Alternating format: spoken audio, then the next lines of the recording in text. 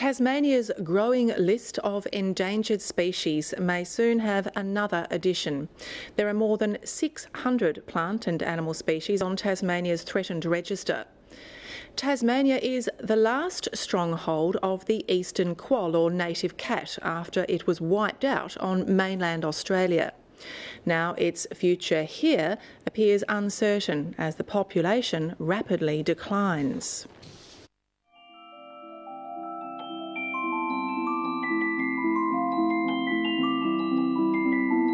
Something is happening to the eastern quoll. Until recently, the small nocturnal mammals appeared plentiful. Now numbers are falling. While populations have fluctuated, researchers fear the current decline is ominous. We're thinking that this one might actually be something to be a little bit more concerned about.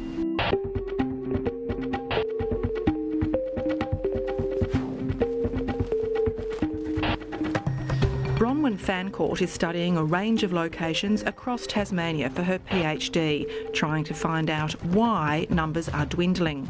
Survey work 2 years ago raised initial concerns. More detailed examination has confirmed the fears. According to the spotlighting surveys the Department of Primary Industries and Parks, Water and Environment do each year, there's been around a 60% decline in the number of observations statewide over the last 10 years. We've actually followed that up with trapping surveys at a few properties, and we found similar sorts of declines with the number of animals that we're trapping. In some areas, they've disappeared altogether. The last confirmed sighting of the eastern quoll on mainland Australia was 50 years ago. The cause of its extinction is unknown, but poisoning, predation and disease are all in the mix. Tasmania is its last refuge, but how safe is it? So at the moment they do actually meet the criteria for listing them as an endangered species. So we have nominated the species for listing, and that's currently going through the relevant review process. Well, this is just the latest of a series of disasters over the last 20 years. We've seen pretty much all of our carnivorous and large carnivores in Tasmania become endangered. Sea eagles, wedge-tailed eagles, tiger quoll, Tasmanian devil, masked owl and now eastern quoll. Across the state, researchers are trapping, weighing, measuring and collecting blood and scat samples for further analysis.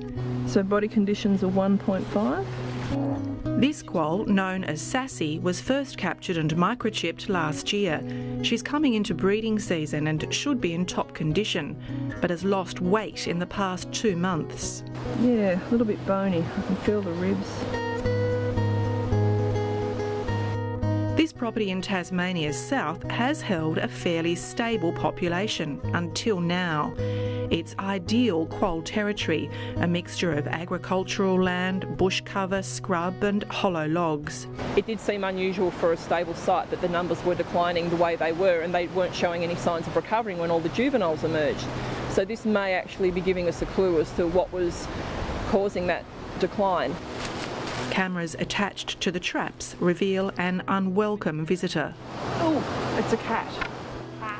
Last year, 18 quolls were trapped here. This year, there were just 4. Today, we've actually sadly trapped 2 feral cats on this property. We've never seen any feral cats here before.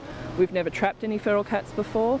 We have had issues over the last couple of months where we've had something stealing a lot of our baits while we're trying to trap quolls, and it does appear that we've now discovered what that is. The following night, another cat was trapped.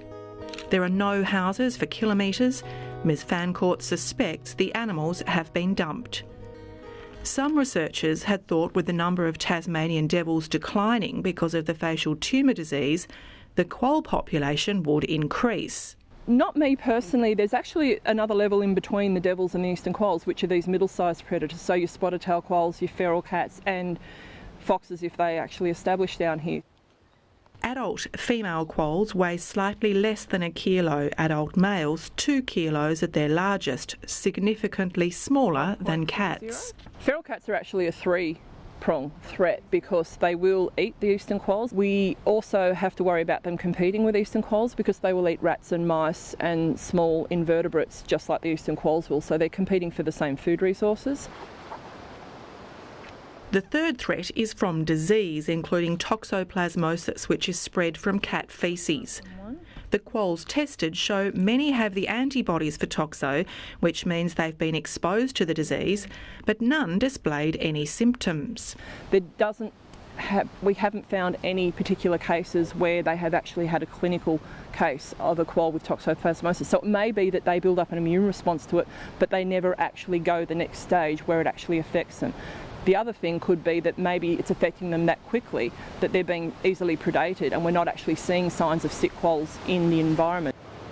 Cats and toxoplasmosis have been in the landscape for a long time, but possibly not in the numbers they now are. The devil is probably the biggest factor that we're seeing. It's the one thing that's happened across almost all of Tasmania, and maybe that's where we've got to look. And rather than people thinking, if cats are predating and competing with quolls, let's kill lots of cats, I think really we've got to go back to the root cause and say, how do we get devils back in the landscape?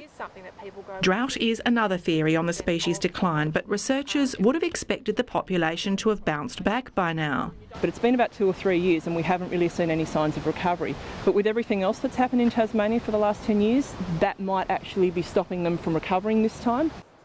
Changed land use practices are also a potential driver, particularly land clearing and pasture conversion to plantations. Tests in captivity have shown quolls are capable of digging up baits, so the fox baiting process may also be a threat. I don't personally believe it is responsible for this decline because there have been areas such as Bronte Park where they haven't baited yet and the quolls have completely disappeared in the last few years. In the last 10 years, the active ingredient in rat bait changed to make it a slower killer, giving predators of mice and rats, such as the quoll, a better opportunity to catch sluggish prey. The toxic levels in those animals accumulates and stays in the body for a lot longer, so there is the risk that if an animal eats 2 or 3 of these poisoned rats or mice, they themselves will become poisoned just because of the accumulation of the toxin levels in their body. Like the extinction interstate, Ms FANCOURT thinks it could be a combination of factors putting pressure on the species. The one bright spot is Bruny Island, but Ms FANCOURT says it's difficult to compare the populations. There are no spotted tail quolls or devils on Bruny Island, so you have a completely different community structure over there, and that may be allowing them to breed up and have less competition, or it may result in less predation from the next level up in the chain. I'm sorry, I haven't gotten any quolls. The captured felines were taken to vet James Harris to be euthanised. None had been desexed or microchipped. He's taken stomach and bowel samples to see what they'd been eating and tested for toxoplasmosis. The organism can live for extended periods of time out in the environment, particularly if it's cool and damp. Dr. Harris has seen the threat the disease poses to wildlife. I think it's a serious issue. We have documented evidence of animals coming in with clinical signs where samples were taken, they came in blind, or they came in convulsing or with neurological signs. Samples were acquired, sent in, and the tests were positive. Environment Minister Brian Whiteman would not do an interview about the plight of the quoll. His media advisor told 7:30 Tasmania that it would be premature and inappropriate until the minister has considered the recommendation to list the eastern quoll on the threatened species list.